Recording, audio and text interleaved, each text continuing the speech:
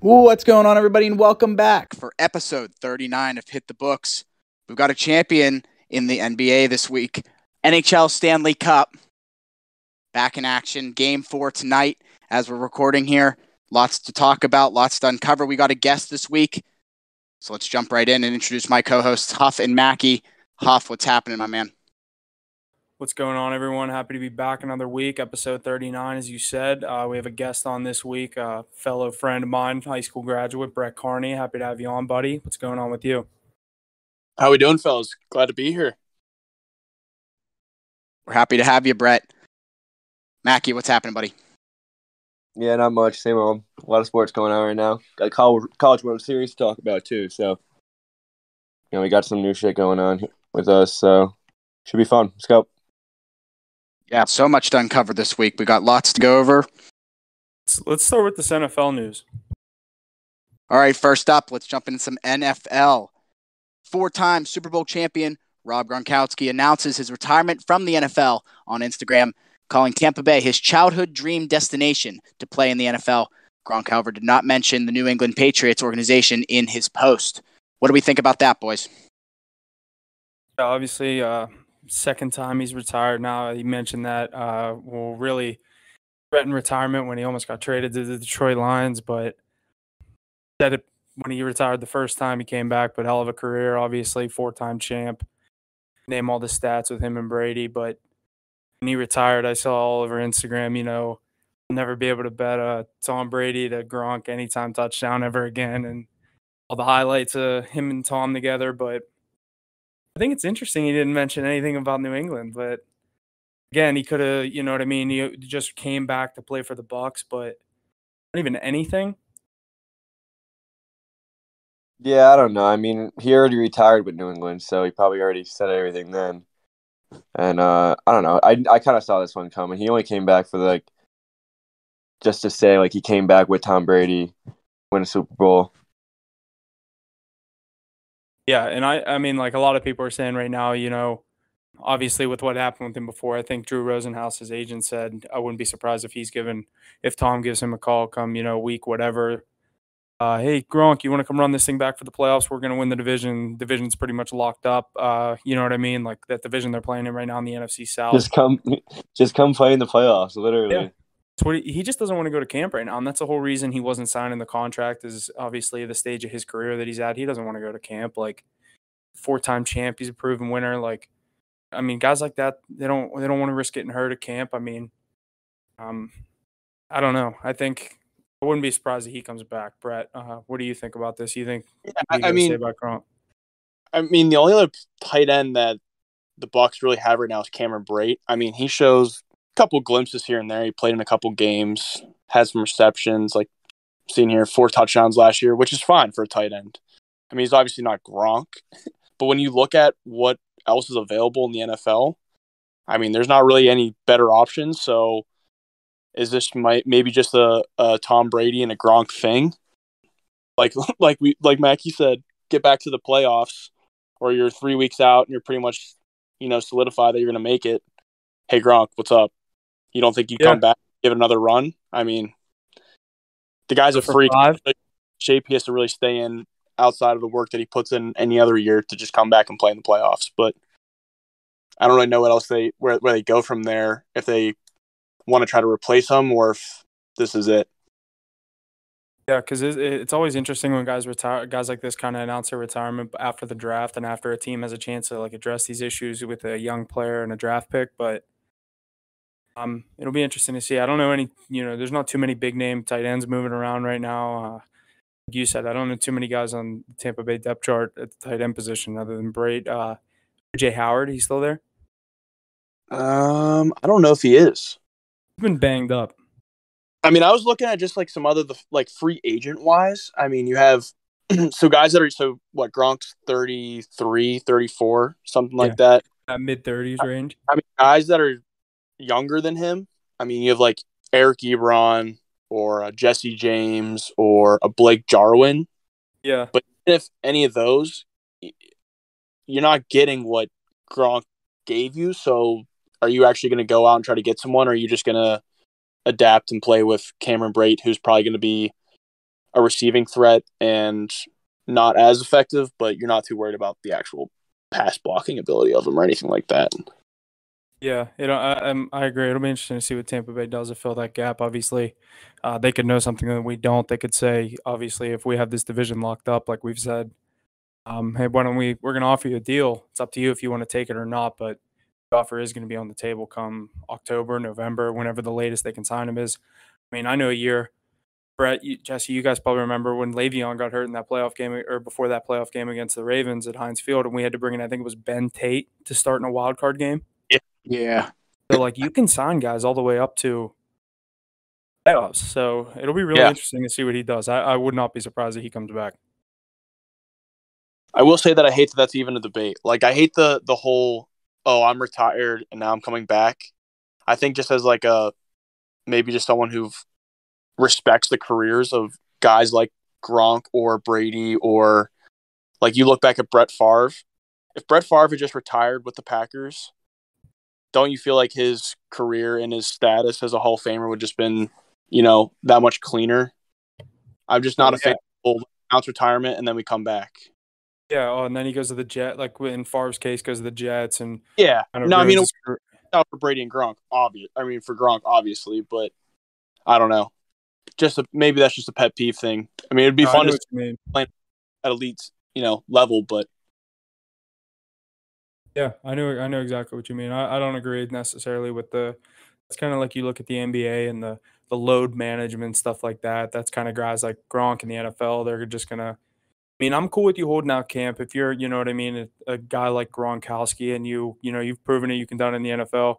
You're not, you're truly trying to not risk an injury. I know you know the playbook. You've been here now 2 years. So, there's always stuff you can learn. That doesn't mean he's not watching film and stuff, but as far as on the field stuff, I don't have too many issues with guys missing like camp and stuff like that, but you're going to be there with the boys. And you might not be playing in preseason, but you're going to be there with the boys week 1 all the way up till playoffs. You know what I mean? When you win the division, like partying in the locker room, like there's nights. We've all played sports. The nights on the road, like with the boys, that builds chemistry with these teams. And even in the NFL, all the way up to when these guys are 35, Tom Brady, 40 years old, like stuff doesn't change from whenever you're a kid to all the way up to, you know what I mean, playing professional sports. It'll be interesting because obviously him and Tom have that connection, but it'll be interesting to see what happens if he even comes back. We're talking like it's a guarantee that he's going to get an offer, but like I said, I wouldn't be surprised, and I think a lot of people wouldn't be.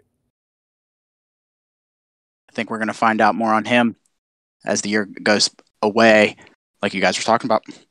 So let's jump in. Let's go home. The Pittsburgh Steelers sign offensive tackle Larry Ogunjobi to a 1-year contract. Ogunjobi, coming off an injury, went to the Super Bowl last season with the Bengals, played 4 seasons with the Browns after being drafted by them in 2017.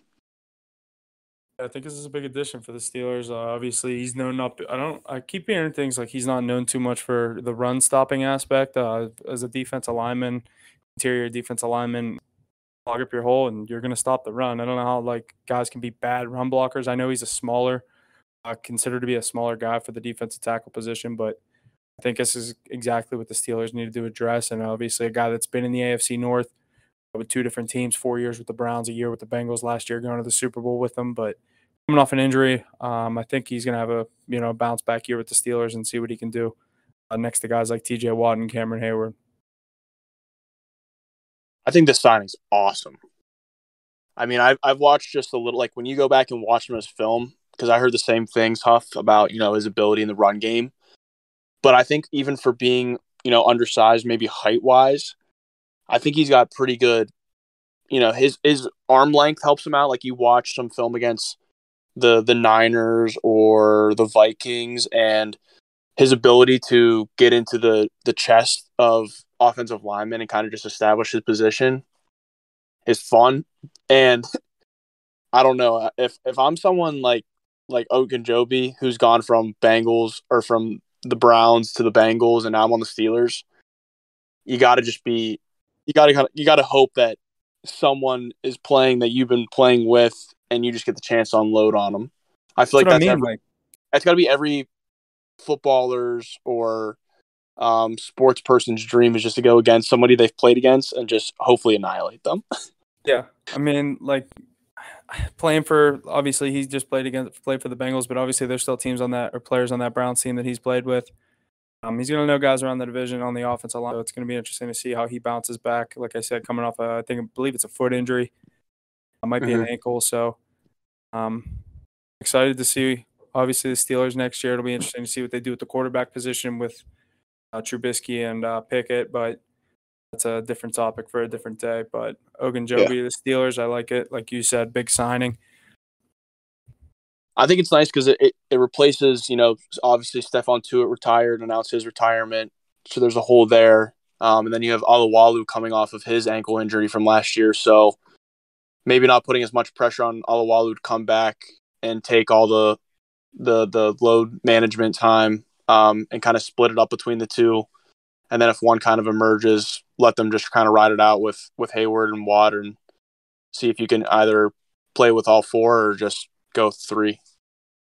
Yeah, I like that kind of game plan, I guess you would call it, but it's a nice four down lineman, if you ask me. I mean, I know Watt's considered more of an edge rusher, but more of the time doesn't have his hand on the ground, but you know what I mean. Front. If you're Ogunjobi, do you just after 1 year try to get a deal with the Ravens then, just to say you completed just sweep the AFC North? I mean, I feel like you have to, right? If you've already been on three of the teams, how many players in the NFL have played on all four teams within a division? I don't know if that's ever been done. It's probably never been done, actually. It'd be kind of cool.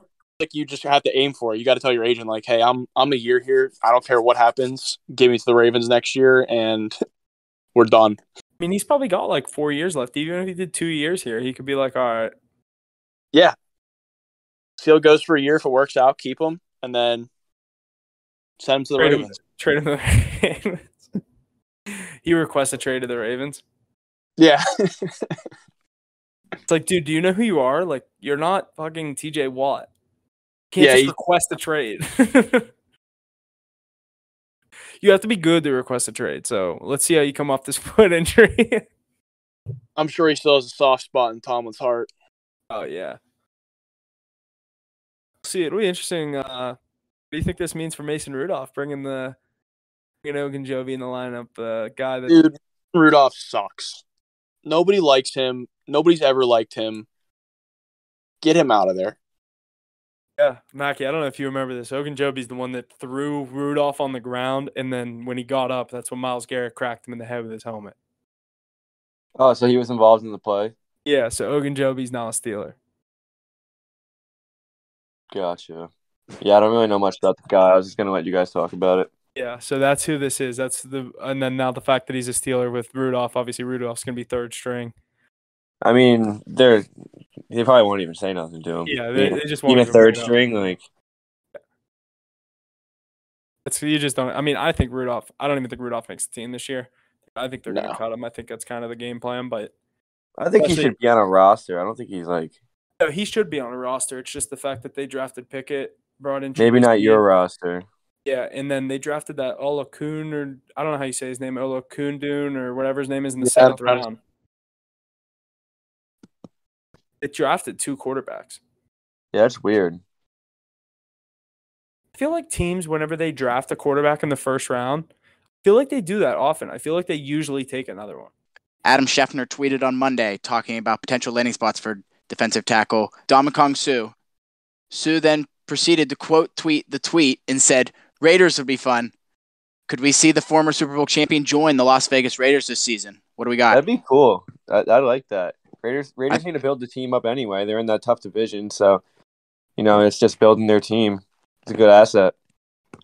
Yeah, obviously a guy like Suh, he add him to any lineup. I was kind of hoping the Steelers got him with some of that extra money they had laying around. They go for a guy like Ogunjobi, a cheaper option, a younger guy, but Suh, I'd like to see him go to the Raiders too. Obviously another AFC team that if I want my Steelers to succeed, but going to be a tough matchup, but again, like you said, in the AFC West, all those 14 or the 3 other teams in Denver, LA, and Kansas City, adding. I mean, not necessarily Kansas City adding; they're more subtracting, but still what they are with Mahomes.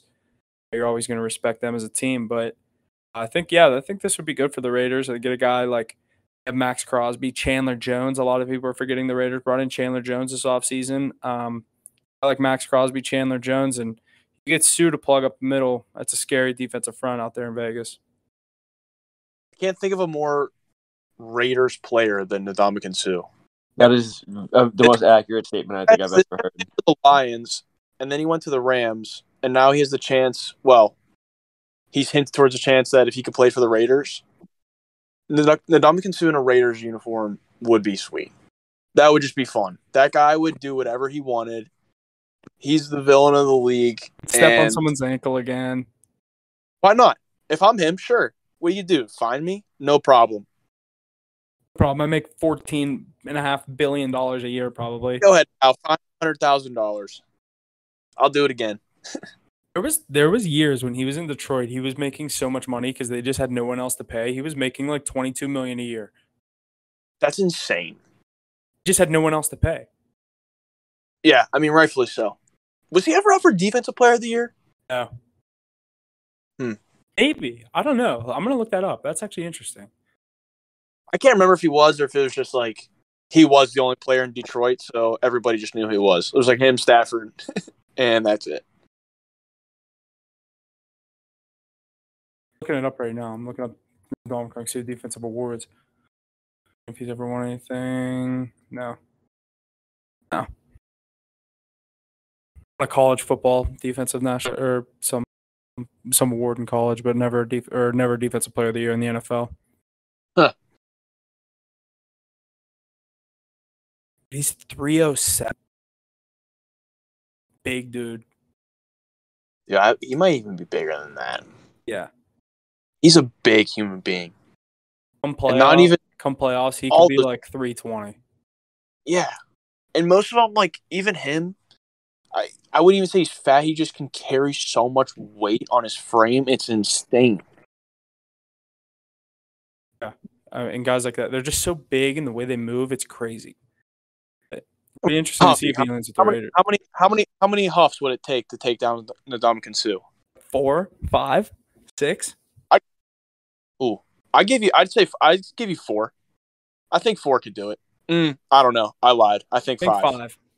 You need 5. 4 would be like he would be fighting it, and then the 5th one would take him down. 4 would be just enough for both legs and both arms. Yeah, and then he'd like headbutt me or something with his big ass head. Yeah.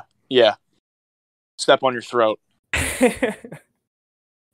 I'm like hanging on both legs, like a toddler hanging to, like, you know what I mean, like wrapped around someone's leg. You're doing the whole like, oh, I'm gonna arm wrestle you and I'll let you act like you're gonna win, and then just absolutely power drive you into the ground. Yeah, it wouldn't go well. Big dude. Sean Watson's lawyer says 20 of 24 civil cases against Watson have been settled. The NFL says development has no impact on the collective bargaining disciplinary process. So, interesting. This guy's fucked. Yeah. I hope he doesn't play at all next year. I hate the Browns. The Browns organization, they're morons. He'll be fine. He's gonna get a 6-game suspension. Think 6? No way. Be more. They always give 6 games. What they're gonna do? They always do. I saw a tweet. They brought it up. They said when Big Ben had his 2 allegations or whatever that was, and he had a 4-game suspension. This guy's got 24. Got 2 games? 4 games? No, he had 4 games. 4-game suspension. Big Ben did back in the day for his alleged. Yeah. Show me the Carfax. Alleged. Show me the Carfax. He's retired. He's a man. No, Sean Watson stands no chance, and I hope Baker is their next best option, and he just holds out and tells them that he wants to be paid. That's what I keep saying, but he's not going to do it. That's what me and Mackie keep saying. He still has way too much to prove.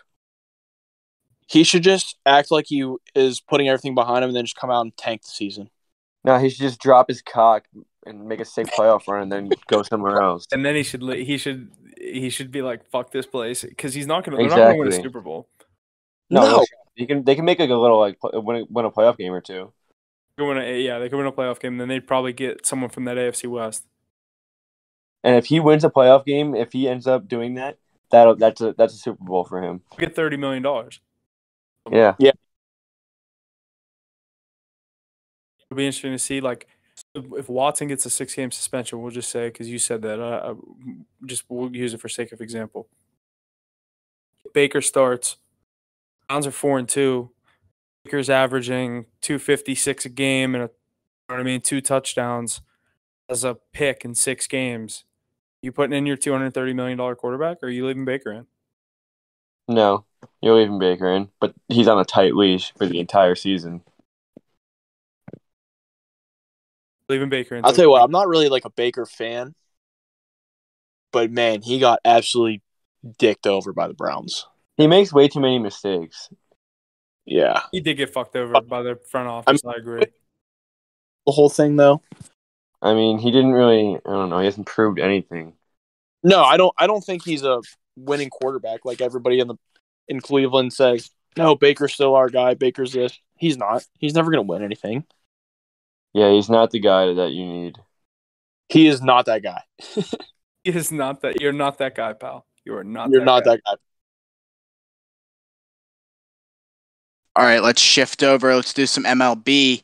The New York Yankees are the first team to reach 50 wins this season, coming in with a record of 50-17. Could this be the year that the Yankees are able to make it out of the American League and complete another World Series? They're currently plus 450 to win the World Series. What do we think? I mean, Yankees are hot. What do we got? They just slipped in front of the Dodgers for the first time, and I saw the amount of days, but Dodgers been the World Series favorite for the past year and a half. But Yankees at plus 450. I don't know if I love that value too much for knowing what they've done in the playoffs the past couple of years. It's tough to say.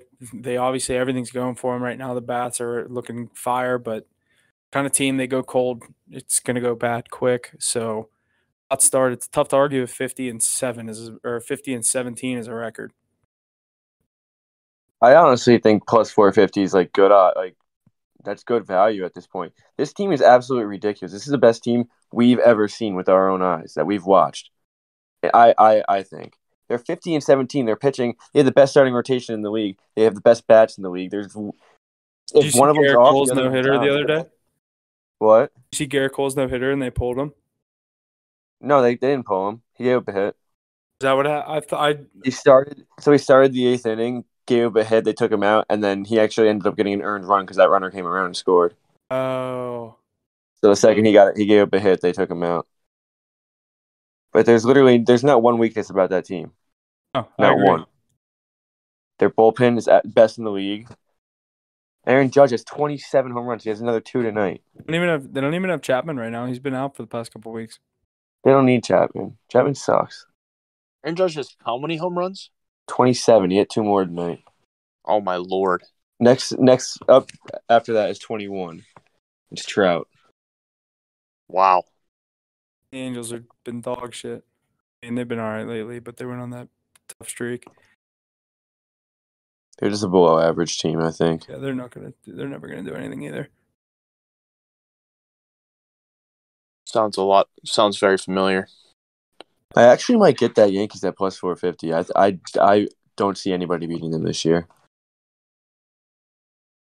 Just so early. It's only gonna go down, like he's saying. Yeah, I mean, no, I think if you're gonna get in, now is the right time.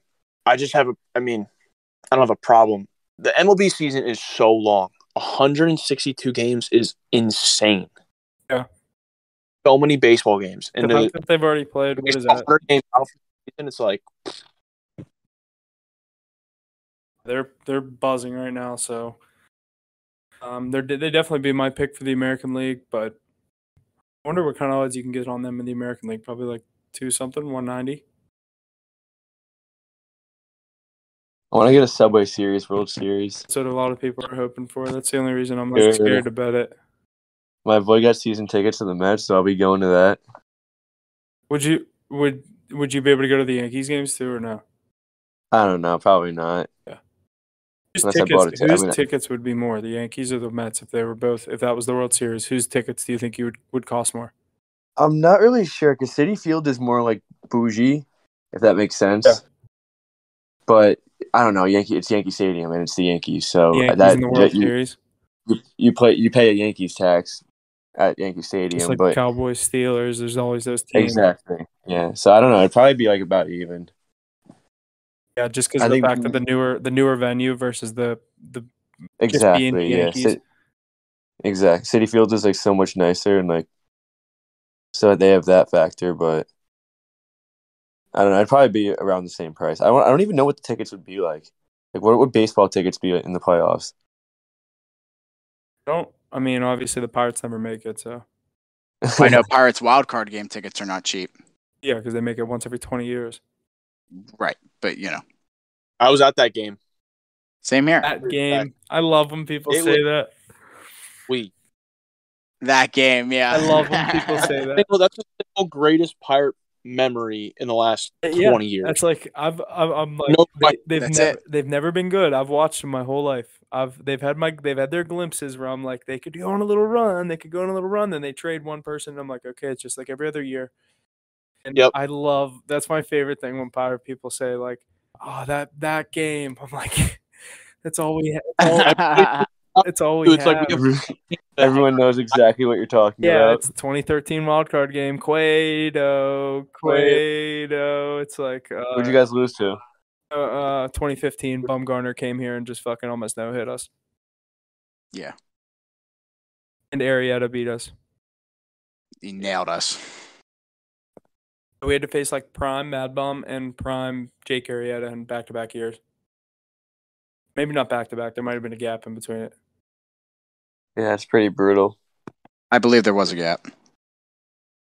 I don't know if the Pirates have made playoffs in back-to-back years. No. Back-to-back appearances. They go 13, 14. I don't remember. 13 was the Cueto game against the Reds. Then they lost in 5 games to the Cardinals. That'd have been in. We were in 9th grade. So that'd have been 14. Okay. We got some more baseball going on. A little College World Series, Mackie. I don't know how much you've been into this, but Oklahoma Sooners. Yeah. Oklahoma Sooners beat up on Texas A&M today to advance the men's College World Series finals. They'll face the winner, Arkansas and Ole Miss. I don't know the current score of the game right now. It might be over. I knew Arkansas was up 3-1 last time I checked. No way, Arkansas was up. Let me check it real quick. 3-2. They won, so they will play a third game. Okay. Or a second game at least. Yeah. Yeah, I've been betting on it. I took Texas A&M yesterday against Notre Dame, but I also took them again today. So, I don't know. I didn't think anyone was going to be able to beat Ole Miss, but now they got that game tomorrow. So I like this Oklahoma team and this Arkansas team.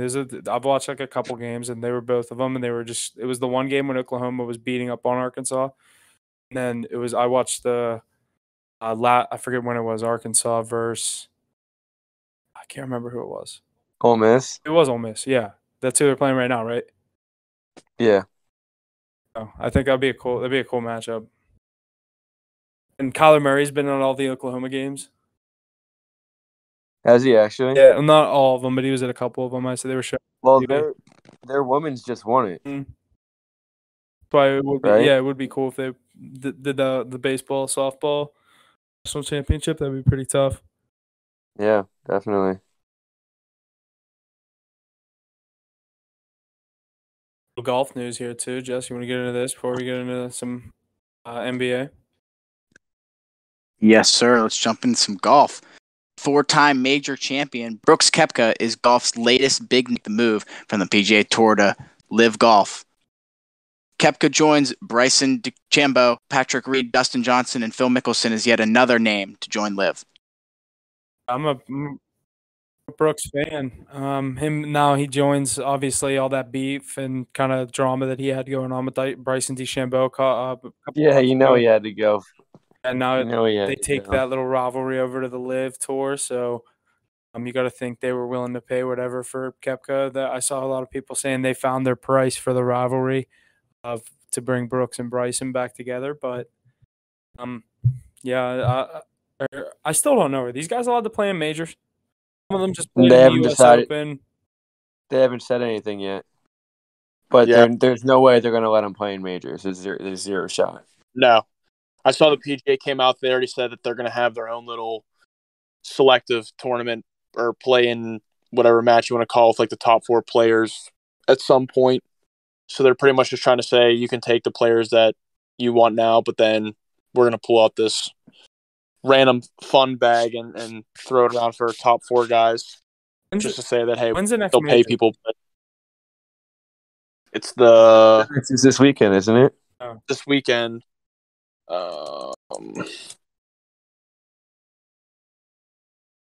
What do we got? Is what? Matt Fitzpatrick just won the U.S. Open. Yeah. Yeah. That was cool. Sweet.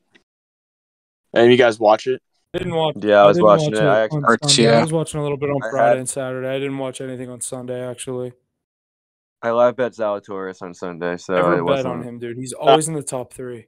He never wins. Bro, he was playing so well though. He's always in the top 5, 3. Never wins. He missed a putt by a fucking hair to tie it on 18, But he and did he it. lost. That's what he did at the Players too. Bro, oh my god, it was a long putt too. It was a tough putt, but It was a pretty long putt. And the greens Yeah. were moving so fast. That is Yeah. the one thing I like about the U.S. Open is how that course is just like the greens are fucking hard as shit. The rough is like bro, they fuck you. Yeah. I saw some videos. It was insane. You could hit a dead center in a fairway, and it would have put it into the water because of the hill on the fairway. it's insane. I think John Rahm had a putt on 14 on Sunday. And I mean, he barely touched the ball with his putter. And this thing flew past the hole. I'm like, I don't really even know how else you get it there without putting You away. just Like, what do you you kind do? of just got. Yeah, you kind of just gotta hope that it falls in the hole as it's going past it. Yeah, I mean, sometimes you need a little luck. yeah, it's definitely really hard. That's why people say like, I saw something that was like, if you were able to start minus 72, do you think you could win the Masters? And like, no, I would actually shoot 72 over on the first day. Like, I actually would just not be able to finish. I would lose I wouldn't. and then I would just be out of balls after like hole 3. I would literally probably Same. shoot 72 over on like a PGA Tour course on the first day. I don't golf, so I'm not going to sit here and act like I do. But I know a lot of people that like act like good golfers, and I would bet a lot of money that they couldn't even make it out of Amen Corner with minus, 30. Because the thing is about PGA courses is that their tee shots are 150 yards further than like a normal tee shot, and their roughs are so dramatic. Like we wouldn't even be able to find our ball if we because they have people they're watching. so Grass bad. is 4 inches They have deep. people watching it, so they obviously always find their ball. But Grass is like 4 inches deep in some of those spots. it's incredible.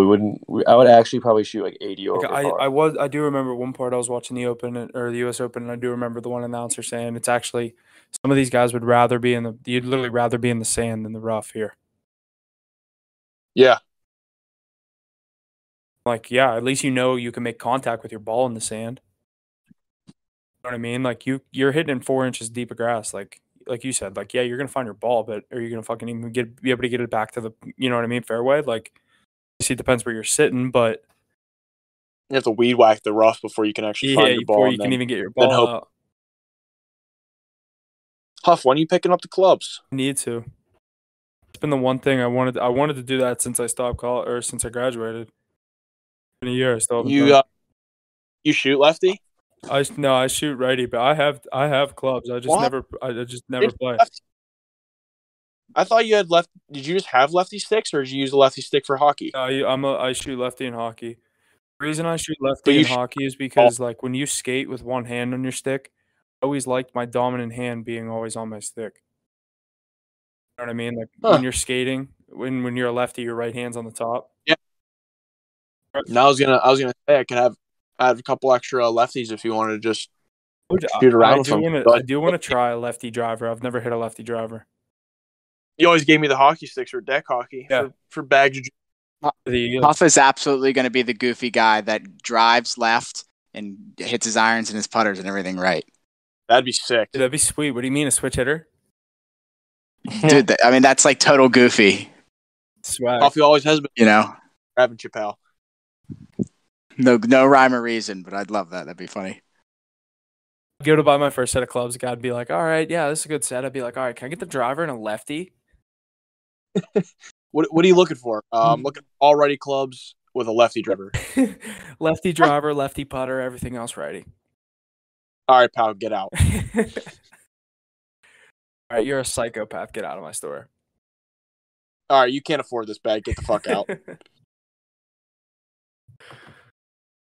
All right, we want to slide into some of this NBA. We have a champion, as Jesse said.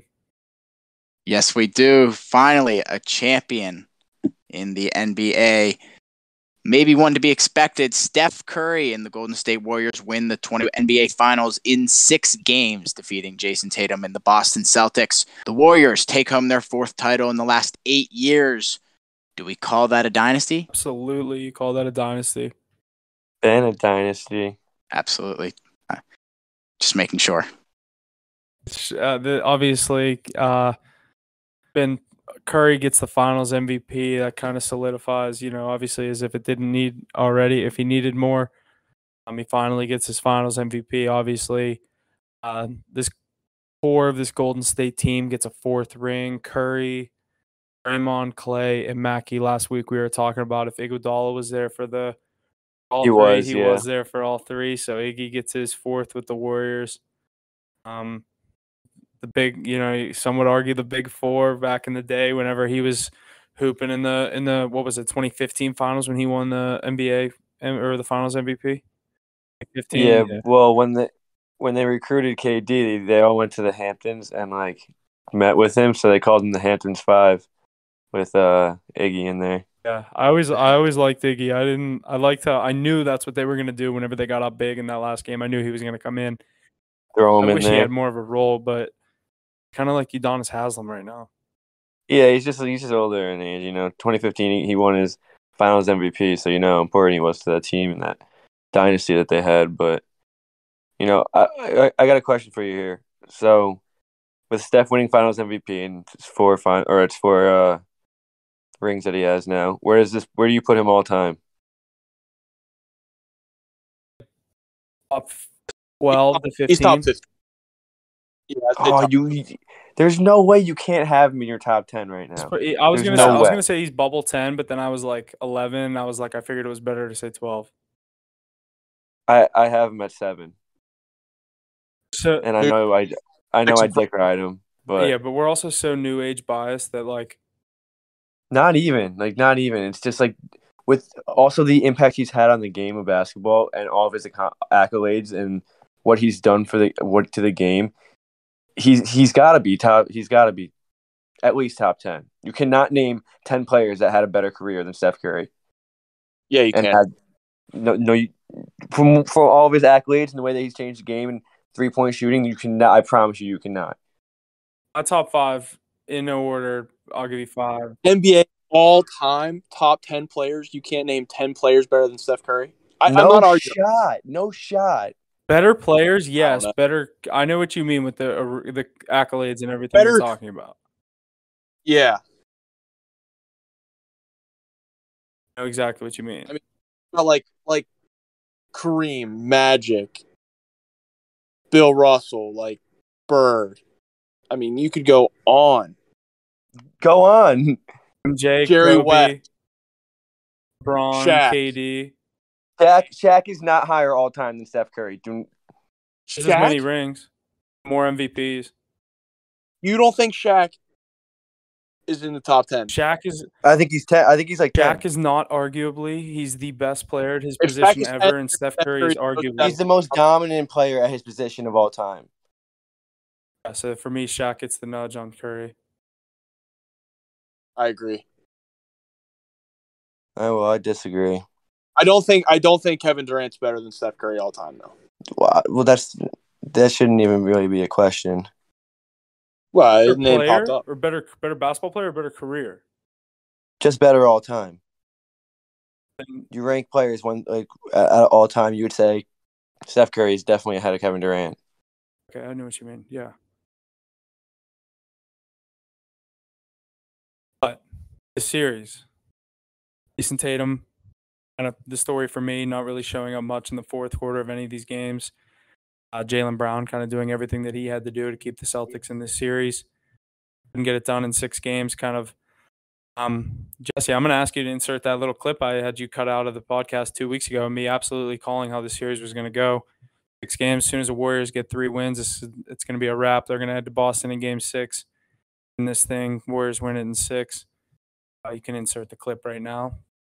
No, I would say I don't know. You want to make a serious pick on this? I'd say I think Warriors in 6, but it's going to be tough for them to win one and close the series out in Boston in Game 6. So, but I think as soon as the Warriors have 3 wins, I think they close it out. I don't think there's a chance where if it's 3-1 and it goes back to Golden State for Game 5. I think they close it out in 5, or you know what I mean. In that situation, if it's 2-2. And it goes back to Golden State for Game 5, and then I think Golden State wins 2 games in a row, winning Game 5 and 6 to win the series in 6 in Boston. Nets guard Kyrie Irving is expected to decline his $36.9 million player option. Lakers, Clippers, and Knicks are potential landing spots for the former NBA champion. Brooklyn is still the most likely spot for Irving to play for the 2023 season. But if the right trade partners present themselves, do not be surprised if Irving is moved before the season begins. Yeah, obviously the big storyline coming out of this is everyone's talking about the potential trade of Russ for Kyrie. I don't know if that's actually going to be a thing, but I've seen that from multiple things where Didn't even be a Kyrie could reunite with LeBron and Russ is going to reunite with KD. I don't know if either LeBron or KD want that to happen or if that's just the media putting that around, but I've still heard that Kyrie's most likely to stay with the Nets, so it'll be interesting to see what happens. Obviously, he's a head case, so anything that comes out of him could just kind of don't believe it until it happens. So we'll see what comes of this. Would you want him on your Knicks, like Who? Kyrie? Yeah, definitely. I wouldn't want Russ. Yeah, you guys wouldn't get Russ. You guys wouldn't get Russ. If anyone got Russ, it would be Russ going to Brooklyn for Kyrie. Yeah, I wouldn't mind getting Kyrie. I mean, it would also attract some superstars too. Because I feel like superstars don't want to come play for the Knicks. I don't understand why. You're playing out of Madison Square Garden. You're playing for I don't know if they're number 1 anymore, but top 2 wealthiest franchise in the NBA. So, I mean, you'll get the money. You're playing in New York City. Got a lot of young talent too. Yeah, we'll see what they do with that. I feel like they're gonna be stupid and trade it all away for like Donovan Mitchell or something. But I just want them to keep R.J. Barrett. You got to keep Emmanuel quickly. Mitchell Robinson. What about Obi? Yeah, my friends are so high on him. He actually played. My boy played against him in high school basketball before I don't even know where he ended up going, but I think he went to Stepinac. But he was like not even that good, and then like junior year hit, and he hit a growth spurt, and he was sick. So they all like really like him. I don't really like him that much. Looks so awkward to me. I feel like he's just not an NBA player. I mean, he obviously is. Like this is no comparison to him as a player, but he just looks like a B grade. Like I don't know, like he looks like my player, like a generated player. He just shouldn't be He looks like a starter if in the you NBA. hit my career on 2K and didn't customize your player, that's what it's going to give you. 99 dunk ability. Yeah, I just don't think he should be starting in the NBA. I don't think he should either. Nice bench piece. Yeah, he's good 7th man, right? 8th man, maybe. Think Kyrie would even consider going on the Knicks if, the vaccine mandates. Why are the Clippers an option? Probably. Well, it's the same as in Brooklyn. There's a 3-way trade somehow between the Lakers, Clippers, and Knicks. It's something I saw. It was like some crazy. There was like 8 players that were getting moved around. I love when guys make those types of trade scenarios. It's like, dude, how long were you thinking about this? How many times did you have to tell IBM Watson that was a good Yeah, idea? you have to tell the IBM Watson trade suggestion. How long did it take you to Photoshop the success of your IBM Watson trade? Yeah.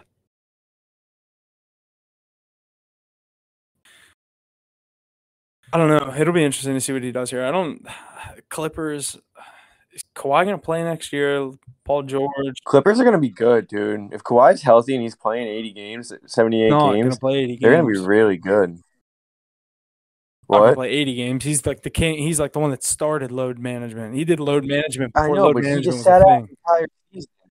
He just sat out an entire season. Done that before with the Spurs, and then he comes back and he's like, all right, I'll chill for a little bit.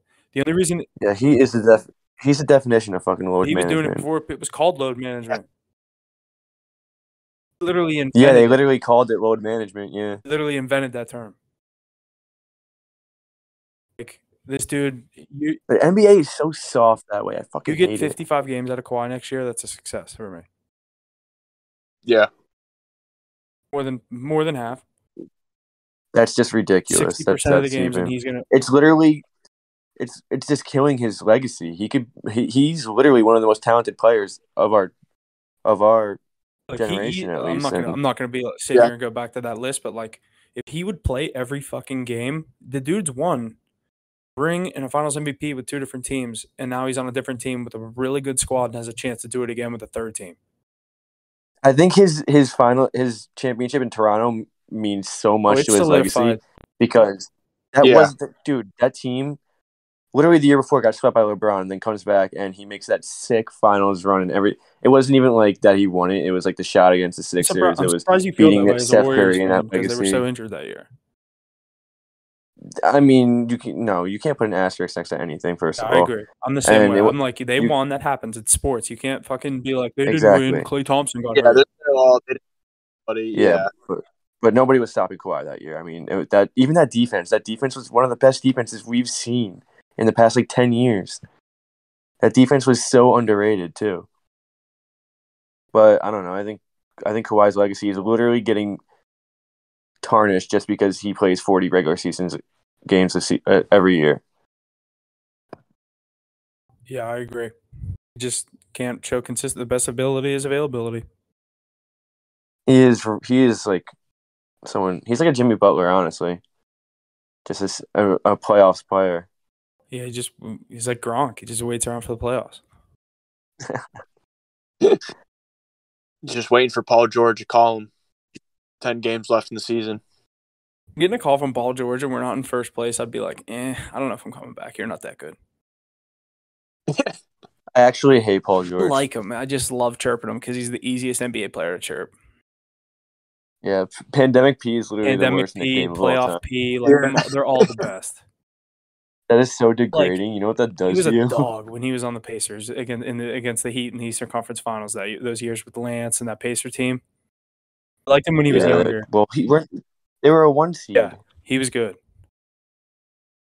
He was number 24. I didn't pay attention to a lot of basketball back then, but he was number 24. I knew tough.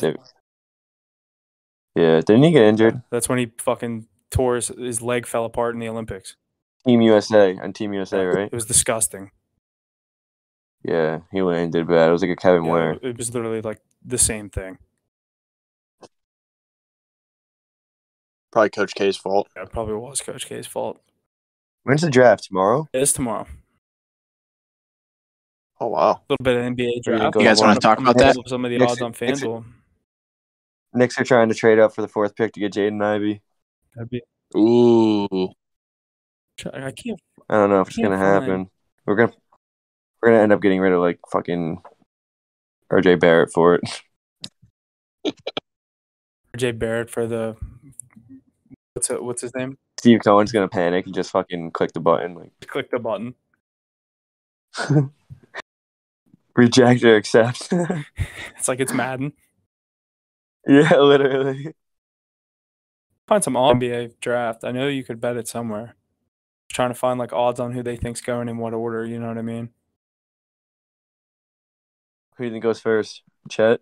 I think Chet. It's such a magic move to take that guy. Yeah. I don't think he's gonna. I think he's gonna be bust. I think he's gonna be a bust too. Do you agree that it's I a was- magic? I It's a was just- magic move to how- take him. What do you mean? They love a foreign dude like that. Like I know he's like not. You know what I mean? Like I just feel like they love that big white center. Oh, like Orlando Magic move. Are they even like a magical No, move? that's an Orlando Magic move to take him first. Yeah, definitely. You're definitely right. I love those. You just think they of love, Vukovic they right love away. those foreign players. Where's he from? Is he Chet? from? I think he's from the United States, but like Holmgren, that's like. No, I don't think he is. Is he? I don't know, I want a confirmation on thought- that. I'm looking it up right now. He's from Minneapolis, Minnesota. Yeah, I was gonna say I thought he was from here. That's about as American gets, I Yeah, think. just a big old Yeah, but his family's definitely not from Yeah. here. He's probably like Holmgren. That's like some German something maybe. sounds it right. Still, that's my take. I feel like it's a very Orlando Magic. I'll specify an Orlando Magic move to take a large center, Just another a large bust. lanky center that's not going to do too much for him. I think Jabari Smith might be the best player out of this draft. I think that's why the Magic don't take him as a second pick. That's accurate. Who's Jabari Smith falling to? He'll probably be third. He's going to go third. That's what he was projected. Really? It's a mock draft. I know Yeah. people were. I saw him as a minus 190 favorite to go first. Yeah. Really? Oh, maybe I'm wrong then. I don't know. Then I saw Holmgren at plus 120. Hold on, I'm going to pull it up. I sent it to my cousin the other day. There's somebody that I'm forgetting about right now. Two. Give me 1 second. I'll literally have it pulled up. Paolo Banchero. Here's the odds. Paolo Banchero is going to go Here's the second, odds. and Jabari Smith is going to go third. Aki, look up the order of the top like 10 picks, and I'm going to read off these first overall pick odds. All right, give me 15 The seconds. first overall pick odds for the NBA 2022 NBA draft. Jabari Smith minus 182. These are via the Barstool Sportsbook. All right, Ed we got Holmgren plus 120. Paolo Banchero plus 900. Aiden Ivy 15,000, and then these are just a couple other big names. Shaden Sharp. Wait, can you read the first three again? Top three are Jabari Smith minus 182. Ed Holmgren plus 120. Paolo Banchero plus 900. Go first. Wow. All right, well, Magic first pick, Oklahoma City second, Houston third, Sacramento Kings 4. That's who the Knicks are trying to trade with. Detroit Pistons 5, Indiana Pacers 6, Trailblazers 7, which that will be a big pick after they just got I hope Jabari Grant. Abaji goes to the Pacers. Who? Ojai Abaji from Kansas. Yeah. Pels got 8, Spurs got 9, and Wizards got 10.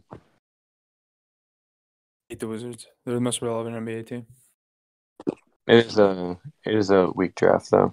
Yeah, definitely not a huge NBA draft this year.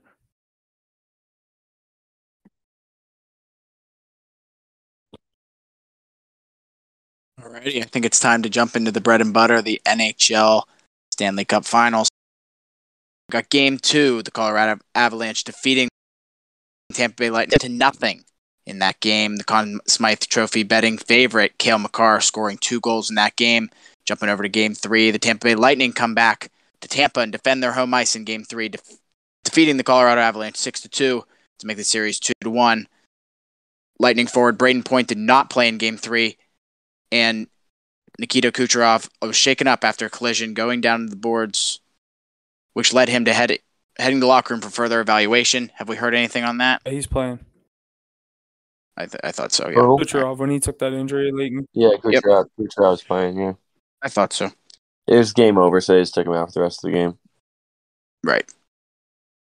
And Game 4 happening right now. The Tampa Bay Lightning jump out to a quick 1-0 lead in Game 4. This game now going to overtime, correct? currently going to overtime 2-2. Mackie, you like that take this morning? Dude, you should have bet it. Wish I did. I didn't take the over, though. You talked me out of it.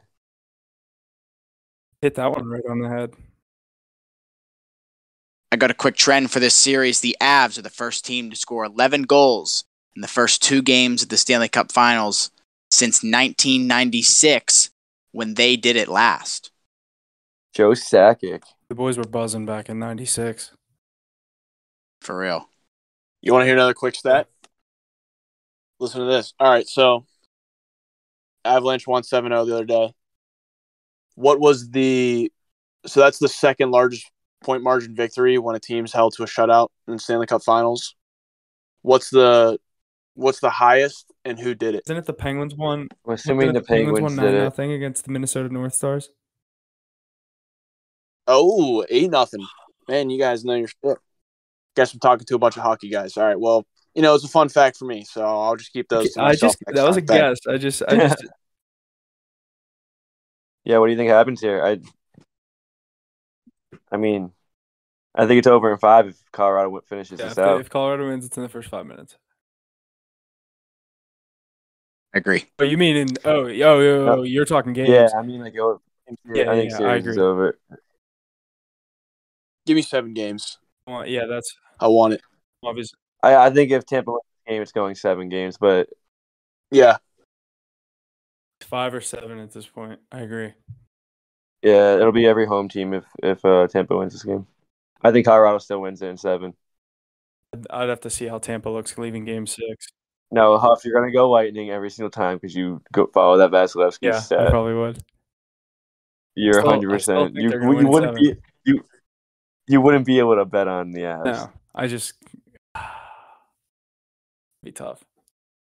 I've rode them so hard.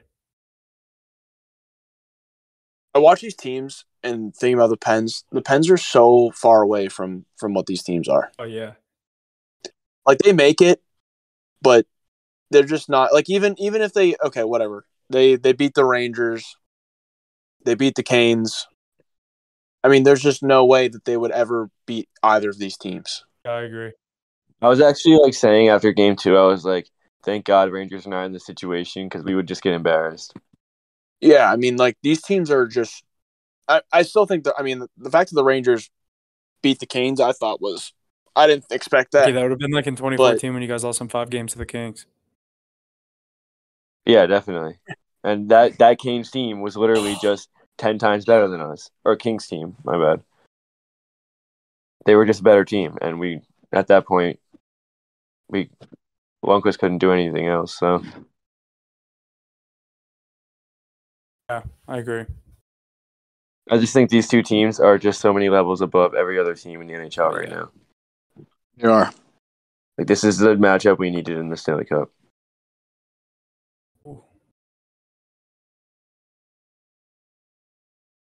All right. Do you guys want to go over these awards? Yeah, you could just list them off. Cool.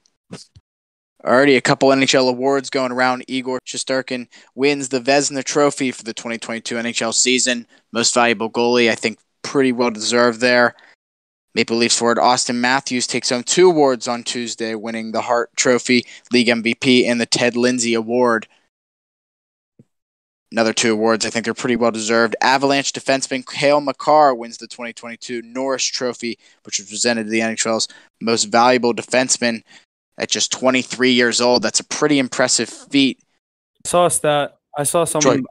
Did you voting? Yossi got 6 more first place voting votes than him, but he got like quadruple the amount of second place votes. So Makar won it.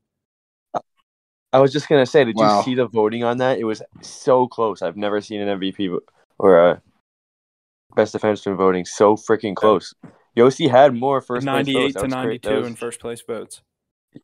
Yeah, that was crazy. I've never seen that. I think they got it right though.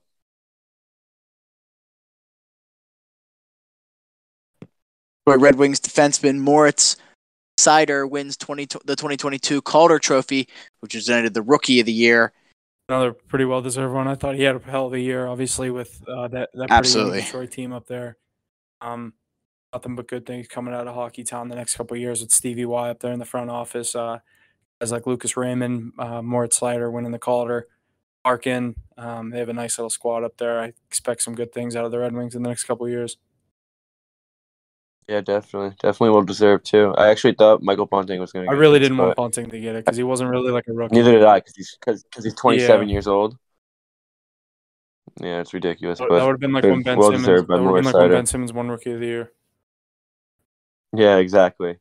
Like Brandon Wheaton back in the day, coming out at like 20 years old, winning Rookie of the He's Year. 28 whenever he came out of college. Yeah. Like, what do you mean you're a rookie? All right, but at least that's first year out of college. Yeah, True. I know what you mean because Ben Simmons wasn't a true rookie. He was injured. Yeah, exactly. Yeah. And he played games that season. He played like 15 games. Just didn't play the amount required. The minimum. I think it was like 25 or 30 or something like that. So you want to rip off this torch stat? It's the most Philly move ever. Yeah, isn't this so funny, right? John Tortorella is the new head coach of the Philadelphia Flyers. Flyer fans are going to be excited about. Excuse me. Do you guys think the Flyers fans are going to be excited about this? I saw a quote that he said, "I've been shoveling dog and horse shit for the past 8 or 9 months or so.